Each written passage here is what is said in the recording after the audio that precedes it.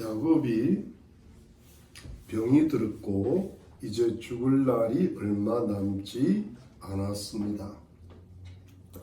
이 야곱의 아들 요셉이 두 아들 므낫세와 에브라임을 데리고 아버지 야곱에게 문병을 갖고, 그리고 야곱의 한평생의 가슴에 품고 살았던 이 베델 들판의 꿈에 나타나셨던 하나님의 축복의 언약에 대해서 듣게 되었습니다. 그것은 야곱의 후손들이 크게 번성하여 많은 백성들이 될 것이고, 또 가나안 땅을 영원한 기업으로 차지하게 될 것이라는 조부 아브라함 때로부터 아버지 이삭을 거쳐서 내려오는 하나님의 축복의 언약이었어요. 이것을 야곱은 아들 요셉에게 고백하면서 다시금 알려주고 있었지요. 그리고 요셉이 애굽에서 이방 여인 아스낫과의 사이에서 난 두 아들 므낫세와 에브라임을 야곱이 자신의 두 아들로 입양함으로써 므낫세와 에브라임이 분명히 야곱의 아들들이 되고 하나님의 백성들인 야곱 가문의 정통적인 자녀들임을 분명히 했습니다. 그래서 후에 이스라엘 민족의 정통 지파의 조상들이 되게 했던 것입니다. 그리고 나서 이제 야곱은 자신의 아들들이 된 므낫세와 에브라임을 조부 아브라함과 아버지 이삭을 통하여 내려오는 하나님의 제사장적 축복권을 사용하여 축복하고자 하였습니다. 그래서 먼저 야곱은 므낫세와 에브라임을 가까이 오게 해서 자신의 품에 안고 입을 맞추었고, 이것은 자신이 지금 축복하고자 하는 이 입양한 아들들을 향한 따뜻한 사랑과 애정의 표시였고, 요셉은 아버지 야곱에게 감사와 존경의 마음으로 땅에 엎드려 절을 하고 있었습니다. 이 야곱의 마음에는 이 하나님을 향한 감사와 요셉의 두 아들들에 대한 감격이 있었어요. 이 야곱이 이렇게 말을 했습니다. 여러분 본문 11절을 다시 보면요, 여러분 11절에 보니까 요셉에게 이르되 내가 내 얼굴을 보리라고는 뜻하지 못하였더니 하나님이 내게 내 소생까지 보이셨도다. 여러분 이것은 야곱이 요셉이 죽은 줄로만 알았고 다시는 못 보는 줄로 알았는데, 그런데 요셉은 살아 있었고 또 요셉을 보게 되었고 뿐만 아니라 요셉의 아들들까지 보게 되었으니 이 참 야곱의 입장에서는 참으로 하나님께 감사드리고 감격스럽다는 뜻이죠.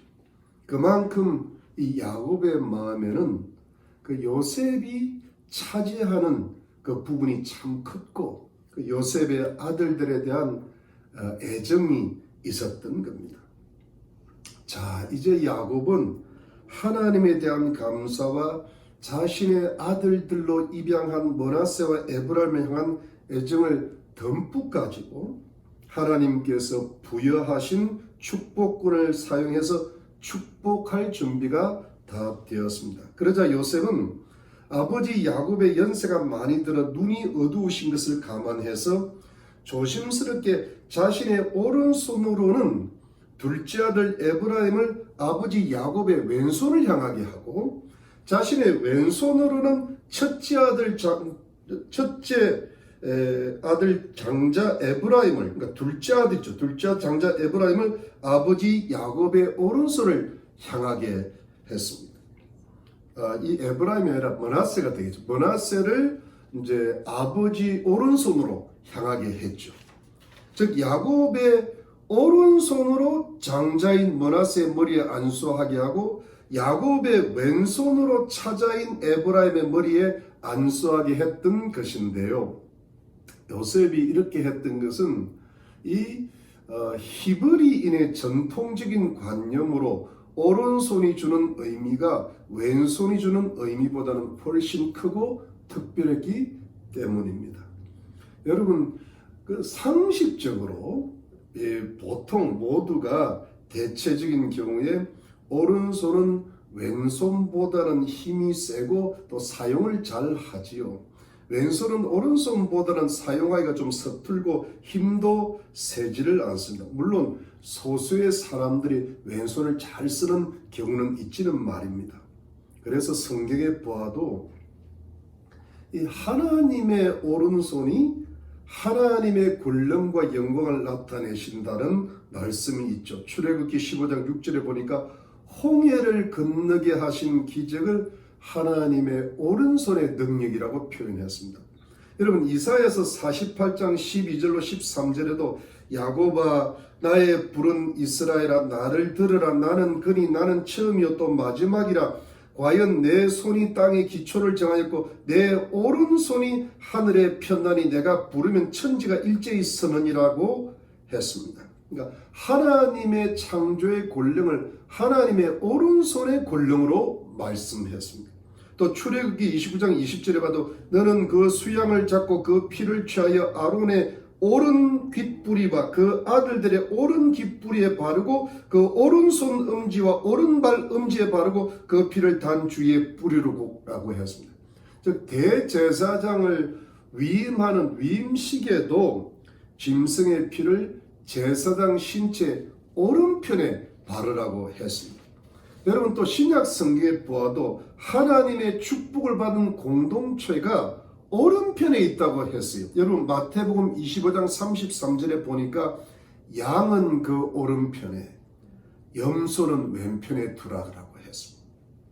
여러분, 그리고 우리 주님 예수께서 부활하시고 승천하셨을 때도 하나님의 오른쪽에 앉으시고 또 스데반이 순교할 때도 하나님의 오른쪽에서 서셨다라고 기록되어 있죠. 그러니까 성경적으로도 오른편이 더 크고 더 좋고 더 강한 편이라는 그런 뜻입니다. 그러니까 야곱의 오른손의 축복을 마땅히 장자인 므낫세가 받아야 한다는 것이 요셉의 당연한 생각이었겠죠. 왜냐하면 장자에게는 장자권, 장자의 권리라는 게 있어서 한 가문을 돌보고 감독하기도 하고 또 하나님께 드리는 제사를 주관하기도 하고 또 재산도 많이 상속을 받는 등등의 축복을 받을 권리를 장자가 가지고 있기 때문입니다. 이것이 요셉의 생각이었고 당시의 전통적인 관념이었죠. 그러나 여러분, 야곱의 생각이 뜻밖의 달랐어요. 오히려 반대였습니다. 야곱이 손을 어긋맞게 놓은 겁니다. 야곱이 손을 교차하여 왼손을 장자인 므낫세의 머리에 올려놓고 오른손을 차자인 에브라임의 머리에 올려놓았던 겁니다. 영어로 이 크로싱이라는 말, 이렇게 크로싱이라고 이렇게 교차한다고 그랬습니다. 그리고 축복하기를 시작했던 겁니다. 이미 축복을 시작했습니다. 그러니까 어떻게 됐겠어요? 다급해진 사람이 요셉이죠. 요셉이 이 광경을 별로 좋아 안 했습니다. 아버지의 야곱의 눈이 어두우셔가지고 잠깐 실수하신 것으로 생각했죠. 또는 무언가 야곱이 연세 때문에 판단을 잘못하신 거라고 생각을 했죠. 그래서 중간에 아버지 야곱의 오른손을 들어가지고 장자인 므낫세의 머리로 옮기고자 하였습니다. 그러면서 야곱에게 말하기를 아버지 그러시면 안 됩니다. 오른손을 장자에게 올리셔야 됩니다. 라고 말을 했죠. 여러분, 바로 그때 야곱이 한 말이 무엇이었어요? 한번 보실까요? 19절 말씀, 19절, 20절 말씀 한번 여러분 보겠습니다. 아비가 허락지 아내 가로되 나도 안다. 내 아들아 나도 안다. 그도 한 족속이 되매 그도 크게 되려니와 그 아우가 그보다 큰 자가 되고 그 자손이 여러 민족을 이루리라 하고 그날에 그들에게 축복하여 그러되 이스라엘 족속이 너로 축복하기를 하나님이 너로 에브라임 같고 므낫세 같게 하시리라 하리라 하여 에브라임을 므낫세보다 앞세웠더라. 여러분, 이것이 무슨 뜻인가 하면 야곱이 다 알고 있다는 겁니다. 자신이 절대로 잘못하는 것이 아니라는 것입니다. 자신이 지금 제대로 올바로 축복을 해주고 있다는 겁니다. 그러면서 무엇이라고 합니까? 장자인 므낫세도 잘 될 것인데 므낫세도 잘 되어서 한 족속을 이루어 크게 될 것인데 그러나 그 아우 에브라임이 더 크게 되고 더 잘 되어서 그 자손들이 아주 많아질 것이라는 것이죠. 그러면서 에브라임도 잘 되고 므낫세도 잘 되어서 이스라엘 사람들이 상대방들을 축복할 때 내가 에브라임처럼 되고 므낫세처럼 잘 되기를 바란다라고 하는 것이 이스라엘의 속단처럼 될 것이라는 것인데 그러면서 에브라임을 므낫세보다 더 앞세웠던 것입니다. 사랑하는 성도님들, 우리가 이 성경의 이 부분에서 잠시 생각하고 엿볼 수가 있는 것은 인간의 운명이 어느 순간에 살짝 바뀌는 것을 볼 수가 있죠. 원래는 요셉의 장자인 므낫세가 아버지 요셉을 통한 하나님의 축복을 아주 크고 아주 많이 받게 되어 있었는데 물론 므낫세도 하나님의 크신 축복을 받기는 받았죠. 므낫세도 이스라엘의 큰 지파가 되었죠. 그러나 가장 큰 축복은 정말 큰 축복은 아버지 요셉을 통해서 내려오는 축복은 차자인 에브라임이 차지하게 되었던 겁니다. 차자인 에브라임에게 넘어갔던 겁니다. 정말 중요한 순간에 희한하고도 신비하게 야곱이 손을 어긋맞겨 놓은 겁니다. 야곱의 오른손이 차자에게로 가고 왼손이 장자에게로 갔습니다. 이것이 하나님의 신비지요. 하나님의 신령한 역사이지요. 여러분, 왜 야곱이 뜻밖에 그렇게 했을까요? 야곱은 하나님의 선지자입니다. 147세 때 죽음 직전의 야곱은 하나님의 선지자로서 그의 영성과 인격이 가장 성숙하고 풍부하고 완성되었을 때였죠. 그러니까 하나님의 성령의 감동을 풍부하게 받은 것입니다.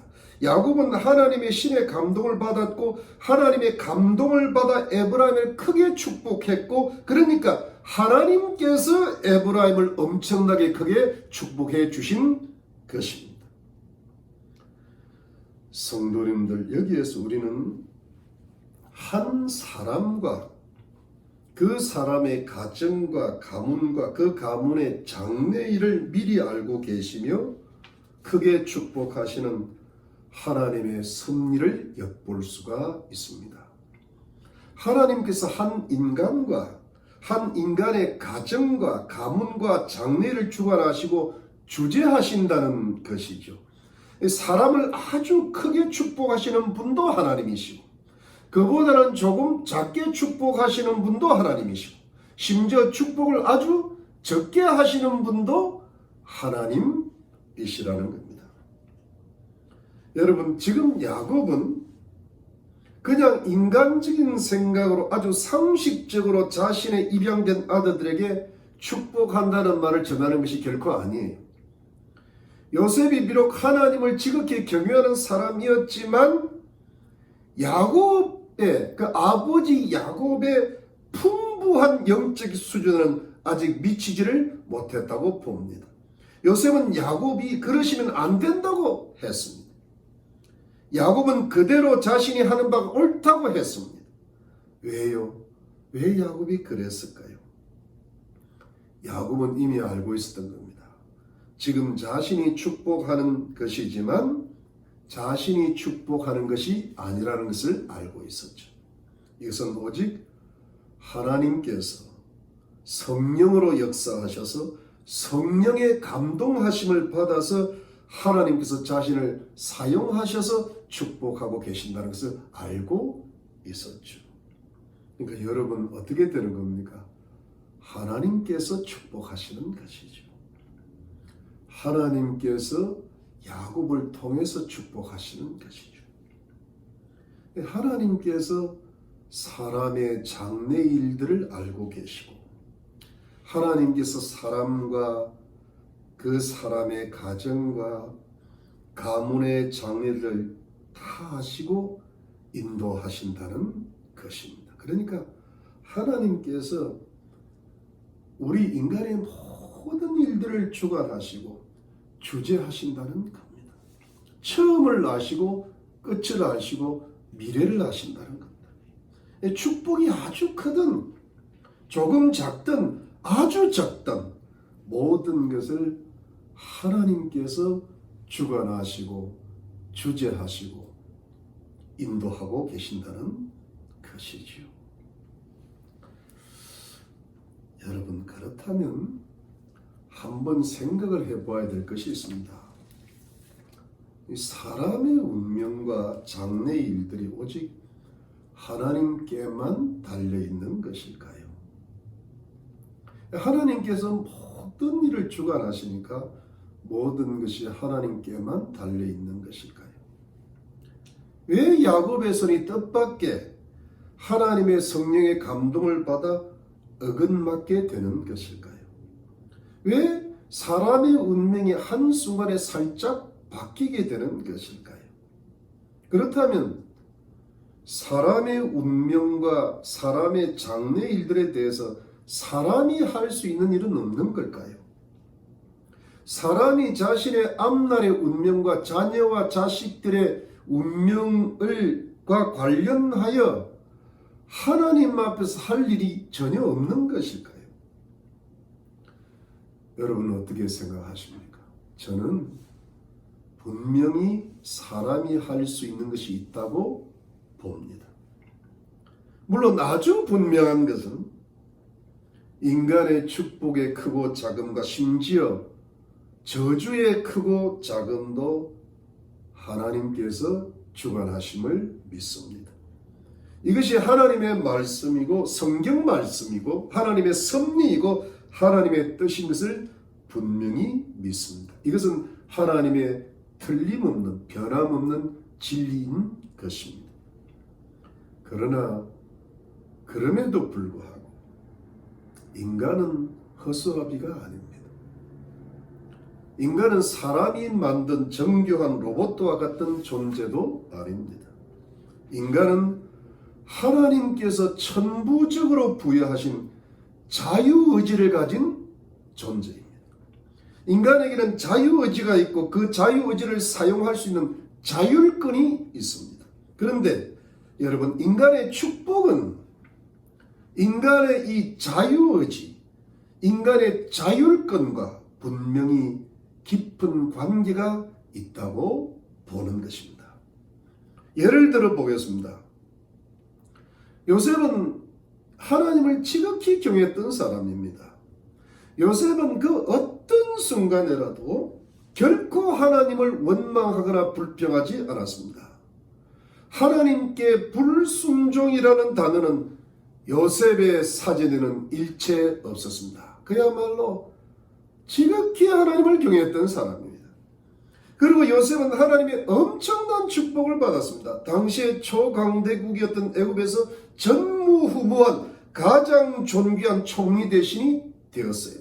그래서 수많은 사람들을 기근에서 건지려고 나라의 정치와 경제를 안정시켰고 뿐만 아니라 하나님의 백성들인 야곱 가문을 가나안 땅에서 애굽의 고센 땅으로 옮기고 잘 보살피면서 야곱 부족이 애굽에서 이스라엘 민족으로 크게 성장하게 하는데 결정적인 공헌을 했습니다. 그래서 하나님의 영광을 크게 나타내었던 입지전직인 위대한 하나님의 일꾼으로 쓰임 받았습니다.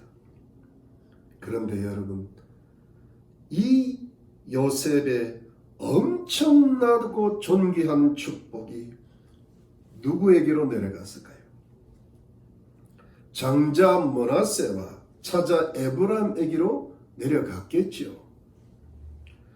그런데 여러분, 바로 여기에서 우리는 영적인 상상력을 발휘해봐도 큰 무리가 없을 것 같습니다. 이렇게 한번 생각해 보는 겁니다. 그래도 잘못된 판단은 아닐 거라고 생각됩니다.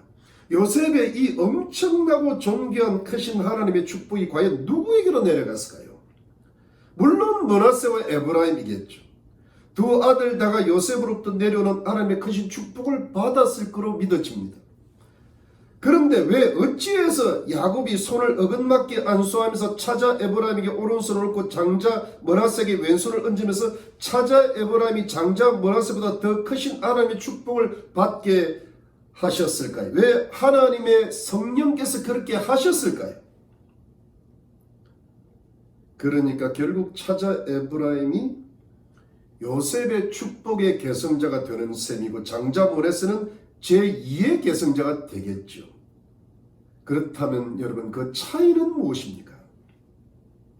인간의 자율권, 인간의 자유의지를 사용하는 입장에서 본다면 에브라임이 요셉을 완전히 닮았다는 뜻도 되는 겁니다.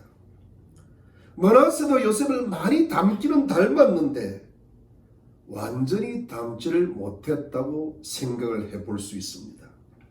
인간의 견지에서 생각하는 겁니다. 여러분, 이런 뜻입니다. 에브라임이 요셉을 완전히 똑 닮아가지고 하나님을 항상 경외했다는 겁니다. 에브라임은 그 어떤 순간에라도 하나님께 불평이 없고 원망이 없어요. 참 힘들고 어려운 때도 감사하는 겁니다. 하나님이 잘되게 하실 줄로 믿는 겁니다. 항상 정직하고 불이익을 당하고 손해를 보더라도 의로운 길을 가려고 노력합니다. 그러면서 항상 하나님이 그 길을 인도하실 줄 믿고 감사하고 하나님을 신뢰합니다. 그러면서도 에브라임은 애굽에서 가장 좋은 교육을 받았을 거예요. 잘 자라서 애굽에서 높은 지위를 얻고 좋은 일을 많이 하면서 아버지 요셉의 뒤를 이어 애굽 나라의 지도자가 되었을 수도 있지요. 그래서 고센 땅에서는 야곱의 가문의 친척들을 요셉의 대를 이어 많이 돌보아 주었을 것입니다. 그런데 여러분, 므낫세가 어떻게 될까요? 아버지 요셉을 많이 닮았어요. 그런데 완전히 닮은 게 아닌 겁니다. 므낫세도 하나님을 경외했어요. 근데 가끔 자신의 뜻대로 잘 안 되면, 잘 안 풀리면 하나님을 의심도 하고 불평도 하고 원망하는 마음도 있었지요. 전반적으로 하나님을 잘 섬겼는데 신앙에 틈이 있었던 겁니다.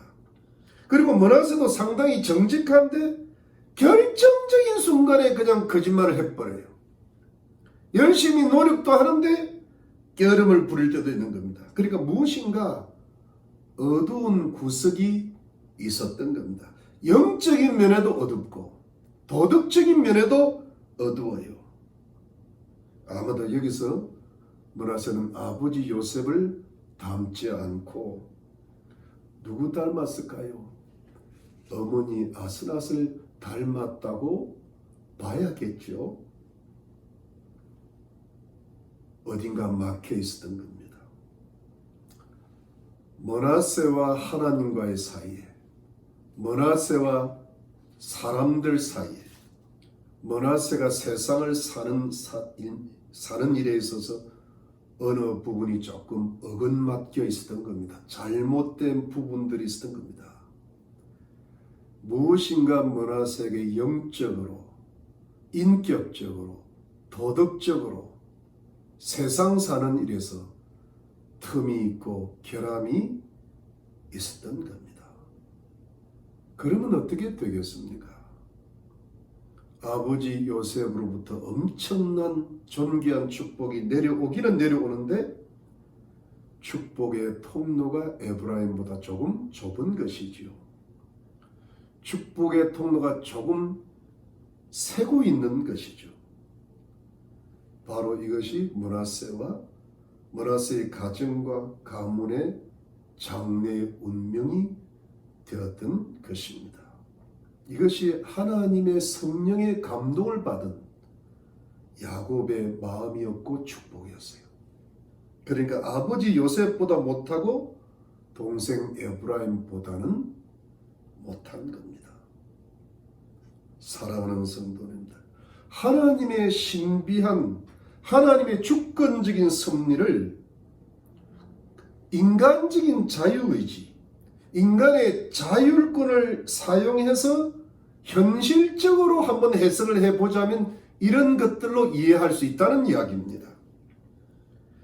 그렇다면 인간의 자유의지가 그런 것이라면, 인간의 자유의지가 인간의 원죄로 말미암아 어떤 부분이 오염이 되고 한계가 생기고 어두운 구석이 생기고 틈이 나고 그것이 하나님의 축복이 빠져나가고 저주와 재앙이 들어오게 하는 길목이라면, 인간의 자유의지의 어떤 사람마다 각기 잘못된 부분이 있다면, 나의 자유의지의 어떤 결함이 있다면,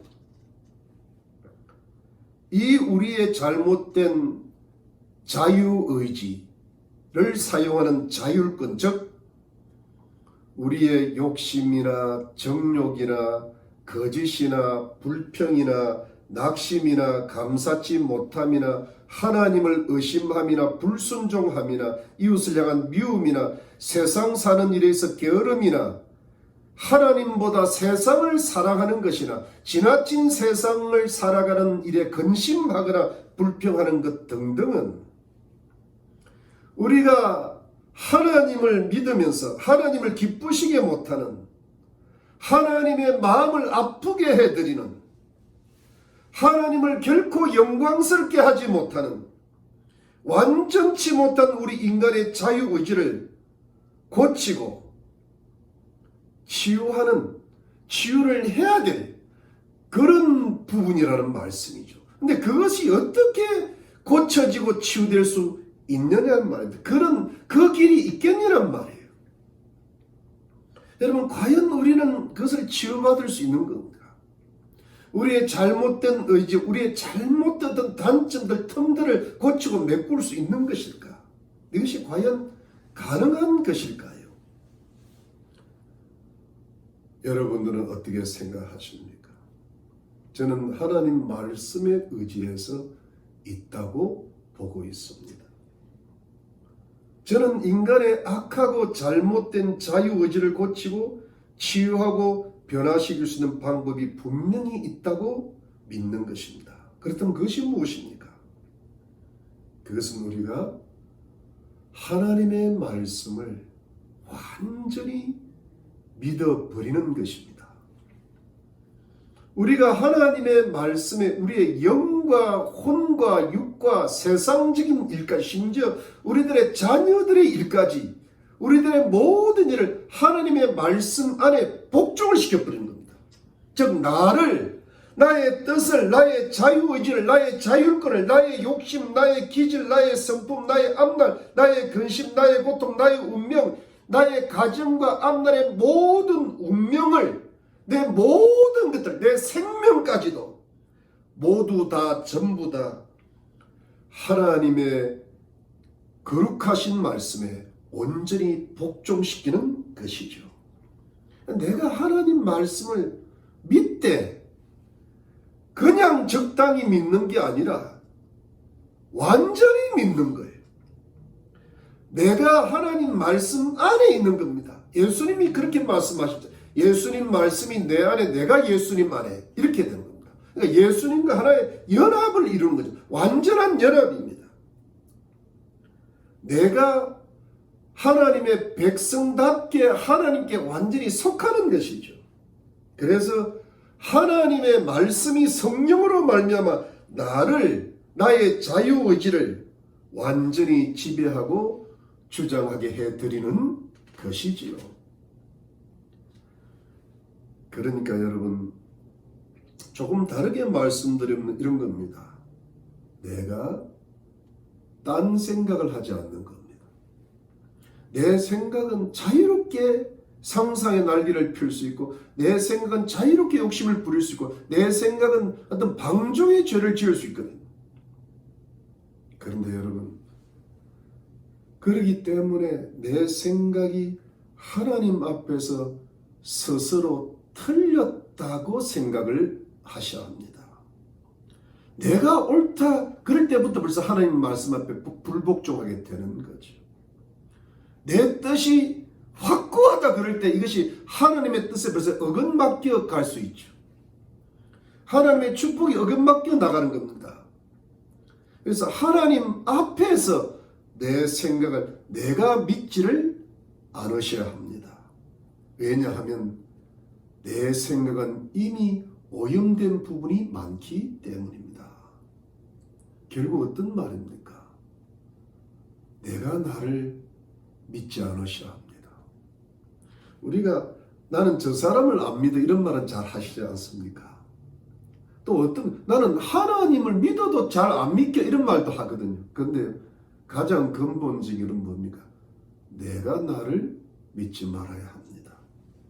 왜요? 내 생각에 이미 하나님의 뜻과는 반대되는 생각의 저주가 들어와 있습니다. 내 생각을 이미 사단이 영향을 주고 있다는 겁니다. 내 생각이 이미 나도 알지 못하는 하나님과 반대되는 세상을 향한 욕심과 또 세상 속에서 내가 배웠던 잘못된 사상들이 들어와 있다는 겁니다.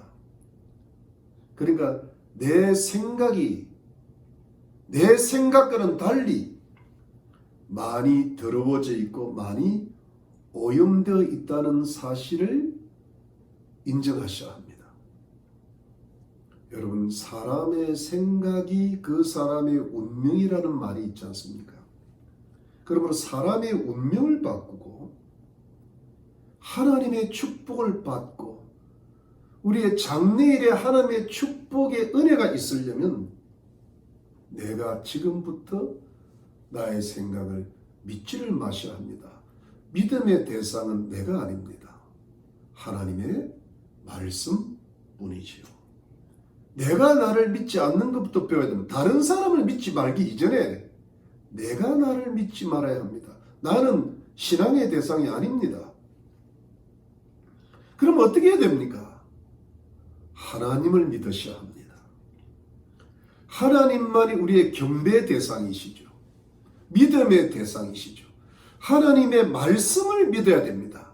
성경을 믿어야 됩니다. 그래서 하나님의 말씀이 완전히 나를 복종시키고 순종시키는 신앙의 훈련을 하셔야 됩니다. 하나님의 거룩하신 말씀으로 나의 생각을, 나의 의지를 바꾸어 나가야 됩니다. 하나님 말씀으로 내 뜻을 죽여나가는 것이 자기 부인 아닙니까? 하나님 안에서 내가 영적으로, 인격적으로 죽는 것입니다. 이것이 참된 신앙입니다. 하나님이 내 안에서 사시고 나는 내 죄에 대한 생각에서 죽는 겁니다. 하나님의 성령의 불로 나의 인간적인 혈기와 욕심의 뜨거움을 태워버려야 됩니다. 이것이 성령의 충만인 줄로 믿는 것입니다. 그러면 여러분, 우리는 어느 정도로 자신의 생각을 믿지 않고 하나님의 말씀을 믿고 하나님의 말씀에 온전히 복종하는 법을 배우셔야 하는 것일까요? 여러분, 그것의 예를 하나 들어보면요, 여러분, 성경 민수기 13장 14장에 어떤 내용이 있는가 하면 여기가 우리가 어느 정도로 하나님을 믿어야 되는지 순종해야 되는지 그 교훈이 나와 있습니다. 여러분, 민수기 13장 14장에 어떤 일이 있었는가 하면 이스라엘 백성들이 하나님 백성들이 정탐을 했어요. 가나안 땅을. 이 정탐꾼들이 와서 보고를 했는데 가나안 땅은 너무나 아름다운 땅이고 좋은 땅이지만 그곳에 사는 사람들이 너무 강하고 아낙 자손 거인들도 있고 성읍이 너무 견고하고 커서 우리보다 훨씬 강하다고 말을 합니다. 우리는 저들에 비하면 메뚜기 같다는 겁니다. 이 보고를 받은 이스라엘 백성들은 그날 밤 밤새 울며 낙심해서 애굽으로 돌아가자고 했습니다. 여러분, 이 부분이 뭡니까? 자기 생각에 빠져들고 가고 있는 겁니다. 그런데 여호수아와 갈렙만이 자신들의 옷을 찢으면서 한 말이 무엇입니까? 출애굽기 14장 8절로 9절입니다. 여호와께서 우리를 기뻐하시면 우리를 그 땅으로 인도하여 들으시고 그 땅을 우리에게 주시리라. 이는 과연 젖과 꿀이 흐르는 땅이니라. 오직 여호와를 거역하지 말라. 또 그 땅 백성을 두려워하지 말라. 그들은 우리 밥이라. 그들의 보호자는 그들에게서 떠났고 여호와는 우리와 함께 하시느니라. 그들을 두려워 말라 하나라고 하였습니다. 여러분, 이때 여호수아와 갈렙의 생각은 뭡니까? 하나님의 생각이었습니다. 여호수아와 갈렙의 말은 무엇입니까? 하나님의 말씀이었습니다. 여러분, 여호수아와 갈렙도 사람이었죠. 얼마든지 다른 사람들처럼 말을 할 수 있고 생각할 수 있습니다. 그러나 여호수아와 갈렙은 그것을 거부했던 겁니다. 자기 상식과 생각에 빠져들지. 왜요? 하나님 말씀은 가서 취하라 했기 때문에. 도대체 자기가 보기에는 취할 수가 없어요. 이길 수가 없어요. 자기가 보기에는 저 사람들과 비교 메뚜기 같은 말이 맞다고 봅니다. 그러나 자기 생각을 거부했어요. 왜? 하나님 말씀을 더 크게 보았다는 겁니다. 자신의 인간적이고 상식적인 생각을 스스로 거부하고 하나님의 영적이고 거룩하신 말씀을 온전히 받아들였던 겁니다. 즉 하나님의 말씀을 자신의 생각화한 거죠. 자신의 생각으로 받아들인 겁니다. 그러니까 어떻게 되겠어요? 사람의 영혼이 바뀌죠. 사람의 인격이 바뀌죠. 그리스도 안에서 성화되는 새로운 피조물이 되겠죠. 여러분, 그 사람의 영혼이 바뀌고 그 사람의 인격이 바뀌어야 그 사람의 운명이 바뀝니다. 그러지 않으면 다 요행수밖에 안 됩니다. 요행으로 따라가면 잠시는 괜찮을지 모르지만 공동탑이 무너질 날이 오게 돼 있습니다. 나의 운명이 바뀌어야 내 자녀의 운명이 바뀌고 내 가정과 가문도 바뀌고 우리가 함께 섬기는 공동체인 교회도 바뀌고 우리가 살아가는 이 나라 미국도 바뀌게 되는 줄로 믿는 것입니다. 하나님의 저주가 떠나가고 하나님의 축복이 들어오기 시작하는 것입니다. 그래서 구원의 열매들이 나타나고 봉사와 선교의 열매들이 나타나게 되는 것입니다. 사실은 우리가 아직도 변화되지 않았기 때문에 우리의 가정과 상황이 변화되지 않는 것. 우리가 변화된 만큼 변화되기 때문입니다. 여호수아와 갈렙의 운명이 완전히 바뀌었죠. 여호수아와 갈렙만이 가나안 땅의 축복을 차지했죠. 여호수아는 에브라임 지파의 사람이었어요. 갈렙은 유다 지파의 사람이었어요. 나중에 에브라임 지파는 이 야곱의 축복처럼 북이스라엘을 대표하는 가장 큰 지파가 되었죠. 유다 지파는 남유다를 대표하는 가장 큰 지파가 되었죠. 그야말로 하나님의 말씀과 뜻대로 축복을 받는 큰 지파들이 되었죠. 대표적인 지파, 그 중간에 여호수아 같은 인물이 나오고 갈렙 같은 인물이 나오고 다윗 같은 인물이 나오는 거죠. 사랑하는 성도님들, 하나님의 말씀이 우리 자신의 생각을 지배해야 한다는 것이 그 사람의 영혼을 바꾸고 인격을 바꾸고 성품을 바꾸고 장래의 운명을 바꾸는 하나님의 크신 축복을 받게 된다는 것의 예가 오늘 본문의 마지막 부분에도 등장합니다. 여러분 21절 말씀 보시죠. 21절 말씀 맨 끝부분인데 21절에 보니까 이스라엘이 요셉에게 또 이르되 나는 죽으나 하나님이 너희와 함께 계시사 너희를 인도하여 너희 조상의 땅으로 돌아가게 하시려니와 내가 내게 내 형제보다 일부분을 더 주었나니 이는 내가 내 칼과 활로 아모리 족속의 손에서 빼앗은 것이니라. 여러분 이것이 무슨 뜻입니까? 야곱은 자신이 죽어도 하나님께서 이스라엘 백성들과 함께 계셔 반드시 가나안 땅으로 들어가게 하실 것이라는 것이죠. 그리고 그 다음 말씀이 더 재미있고 의미심장합니다. 하나님께서 요셉 너에게는 가나안 땅의 일부분을 더 주었다고 하는 겁니다. 그러니까 요셉의 두 아들 에브라임과 므낫세를 야곱의 두 아들들로 입양을 하였으니까 두 아들이 두 지파의 조상이 되어서 나중에 언젠가 이스라엘 민족이 가나안 땅을 정복하고 차지하게 되었을 때 그 가나안 땅의 두 부분을 두 기업을 차지하게 하실 거라는 것인데 그것을 이미 주었나니라고 합니다. 이미 주었다라고 합니다. 이것은 미래형이 아니라 과거형으로 일단 말씀을 축복을 하죠. 그런데 거기에 더하여서 그뿐 아니라 맨 끝에 말씀이 참 의미시장하죠. 이 땅 즉 가나안 땅은 내가 즉 야곱이 자기 칼과 자기 활로 아모리 족속의 손에서 빼앗은 것이라 하였습니다. 야곱은요 자기 칼과 자기 활로 아모리 족속에서 빼앗은 땅이 없어요.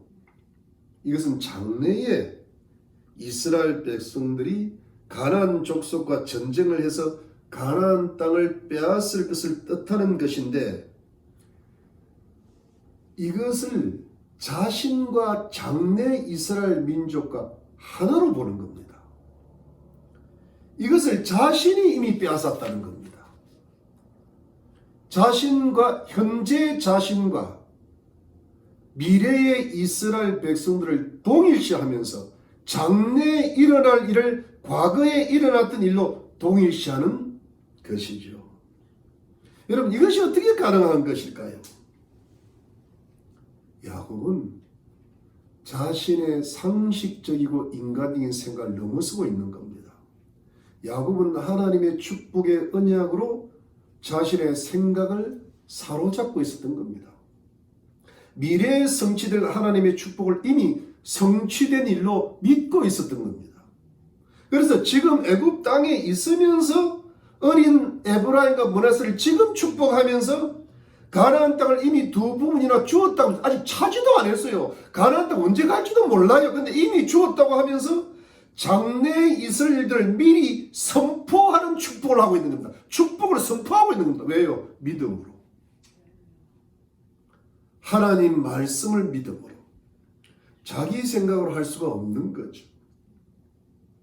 여러분 이것이 가능한 겁니까? 이것이 가능한 것일까요? 가능한 것입니다.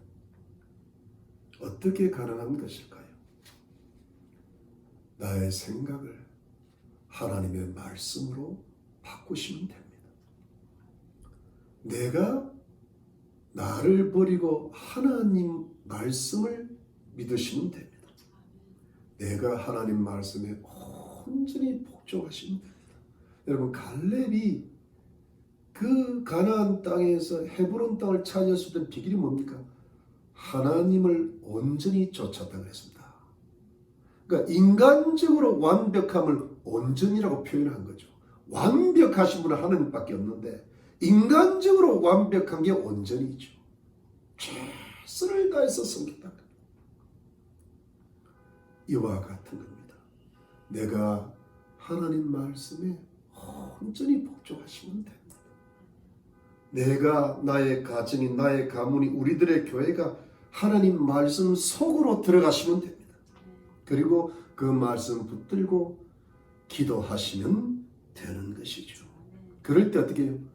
하나님 말씀이 내 가슴에 새겨지고 하나님의 성령의 충만한 은혜가 임해서 내 영혼과 인격과 성품이 바뀌어지는 겁니다. 내 생활이 바뀌어요. 내 말이 바뀌고요. 내 꿈과 비전이 바뀌고, 그럴 때 어떻게 해요? 내 자녀가 바뀝니다. 축복이 내려가는 겁니다. 그래야 나의 장래일이 바뀌고 자녀들의 미래가 바뀌고 모든 것이 바뀌어지는 것이죠. 하나님의 축복이 임하시는 것입니다. 이걸 거꾸로 말하면 하나님의 말씀이 나를, 내 자녀를, 내 환경을, 우리 교회를 바꾸시게 한다는 겁니다. 하나님께서 우리들을 바꾸게 해드리는 겁니다. 그 길을 열어드려야 돼요. 결국은 뭐가 문제예요? 내가 나의 가장 방해물이 될 수 있다는 겁니다. 내가 하나님의 축복에 들어오는 통로를 내가 막고 있다는 겁니다. 나가 누구예요? 내 생각이에요. 내 생각 안에 뭐가 돼 있어요? 하나님을 불순종하고 대적하고 세상을 살아가는 욕심과 마귀의 저주가 들어와 있다는 겁니다. 그러니까 나를 믿지 말고 나를 부인하고 하나님을 믿으시고 하나님을 온전히 신뢰하시고 100% 순종하시고 하나님께 여러분들의 인생을 드리시기를 바랍니다. 그러면 하나님이 역사하십니다. 하나님이 말씀과 성령으로 인도하시고 축복해 주시는 것입니다. 사랑하는 여러분, 나의 생각을 하나님의 말씀으로 바꾸십시오. 하나님의 말씀이 나를 바꾸게 해드리십시오. 하나님의 말씀을 믿으시고 하나님 말씀에 온전히 순종하십시오. 하나님을 신뢰하시고 하나님을 경외하십시오. 그러면 반드시 우리들의 모든 앞날에 우리 모든 자녀들의 장래일과 우리 가정의 우리 교회와 나라의 장래일에 하나님께서 반드시 함께 하셔서 가나안 땅을 주셨던 그런 은혜가 하나님의 크신 축복으로 임하여 주실 줄로 믿으시기를 예수 그리스도 이름으로 축원합니다. 기도하겠습니다. 하나님 감사합니다. 우리가 예수님 믿고 하나님 자녀들이 되어 구원받게 해주신 것 참 감사드립니다. 근데 그 구원받은 자녀로서 우리가 하나님 말씀을 따라 살아야 되는데 하나님 말씀을 듣기는 들으면서도 우리 뜻과 우리 생각과 우리 욕심을 따라 살 때가 많이 있는 것 같습니다. 우리 스스로가 하나님의 성령의 역사를 제한하며 하나님이 주시는 축복을 제한하며 하나님이 주시는 열매를 막고 있는 부분이 많은 것을 깨닫습니다. 하나님, 우리의 생각을 하나님의 말씀으로 바꾸어 주십시오. 우리의 뜻이 하나님의 뜻 아래 있게 해 주십시오. 우리의 모든 기질이 하나님의 거룩한 성품에 사로잡히게 도와주십시오. 우리의 가는 길이 우리의 길이 아니라 하나님이 우리를 인도하시는 길이 되게 해 주십시오. 우리가 예수님 안에 있게 하시고 예수님 밖으로 나오지 말게 도와주십시오. 그리해서 여호수아와 갈렙처럼 야곱처럼 에브라임처럼 주님을 따라가게 하시고 주님이 우리를 바꾸시고 주님이 우리의 모든 것을 바꾸시고 우리의 가정과 교회와 나라를 바꾸어 주시는 축복을 받을 수 있게 해 주시옵소서. 주여 감사합니다. 하나님, 코로나는 계속되고 있습니다. 미국의 사정이 참으로 어둡지만 주의 거룩한 백성들을 하나님의 사랑의 날개 아래 보호하시고 항상 건강하게 지켜주시고 또 필요한 물질을 넉넉히 채우시고 직장과 사업의 일에 주께서 함께 하시고 도와주시며 우리 자녀들을 축복하사 하나님을 경외하는 인물들이 되게 하시고 재능과 지식과 건강을 더해 주시고 장래일을 축복해 주시옵소서. 우리 교회가 새롭게 모일 때는 하나님의 말씀과 성령으로 충만한 교회가 되게 하시고 하나님이 성령으로 부흥시키는 교회가 되게 하시고 나라와 민족을 위해서 쓰임받는 그런 교회가 되게 하시고 그리고 우리가 하나님을 섬길 때 이 나라를 하나님이 축복하시는 그런 축복의 역사가 나타나게 도와주시옵소서. 주여 감사합니다. 주의 백성들을 지켜주옵소서. 예수님의 이름으로 기도드렸습니다.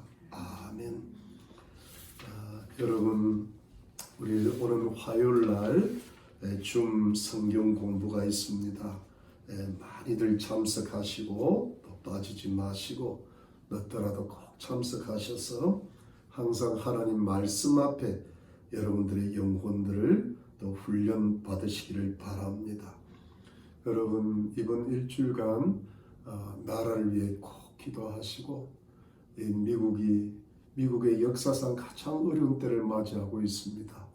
트럼프 대통령 위해 기도 많이 하고 그리고 정말 애국 지도자들을 위해 기도해 주시고 특별히 하나님의 반대편에서는 사악한 사람들을 다 물리쳐 주시라고 기도해서 나라의 대통령이 올바로 서고 또 나라가 잘 될 수 있도록 기도해 주시기를 바랍니다.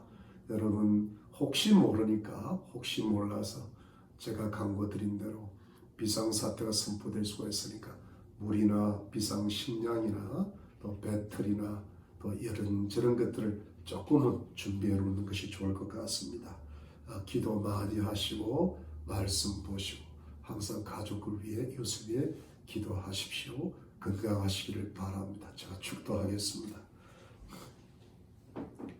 지금은 예수 그리스도의 놀라우신 은혜와 하나님 아버지의 지극하신 사랑과 성령의 위로와 교통과 충만하심이 자기 생각을 내려놓고 하나님 말씀으로 우리 영혼을 채우며 하나님 말씀이 우리를 변화시키고 하나님 말씀이 우리를 축복하신다는 사실을 믿고 순종하고 나아가는 하나님의 참된 백성들과 가족들과 이웃들 머리 위에 지금으로부터 영원토록 함께 계실지어다. 아멘.